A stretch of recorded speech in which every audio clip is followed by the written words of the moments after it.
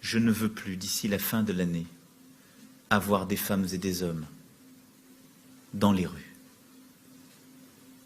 dans les bois ou perdus. Ils sont morts souvent seuls, malades ou victimes d'agressions. 612 sans-abri sont décédés dans la rue l'an dernier.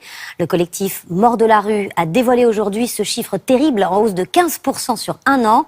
Les disparus avaient généralement moins de 50 ans, étaient à 90% des hommes, mais il y a des enfants aussi parmi ces victimes.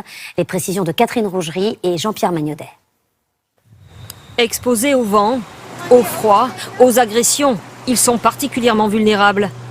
Pour ces hommes filmés cet après-midi à Paris, un simple muret et des buissons en guise d'abri et un banc pour se poser. Ils ne survivent parfois que grâce aux bénévoles et ne tiennent pas à s'exprimer. La rue, ça abîme beaucoup. Le corps, les morales, les mentales, je pense que beaucoup de gens décèdent dans la rue. En 2018, 612 sans domicile fixe sont morts dans la rue. Ils étaient 511 un an plus tôt.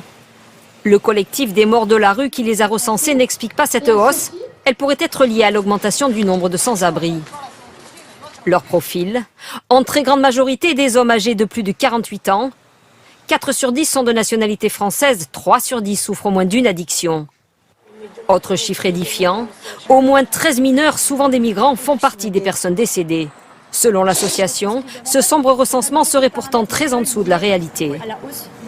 Nos chiffres n'y sont pas exhaustifs, puisque nous prenons connaissance des décès par nos partenaires, par les associations, les institutions et les médias. Et on sait, par un travail de rapprochement qui a été fait avec un institut, que les vrais chiffres sont 6 fois supérieurs aux chiffres que nous-mêmes on avance. Les associations qui viennent en aide aux sans-abri réclament des structures d'hébergement non mixtes et un accès aux soins renforcé.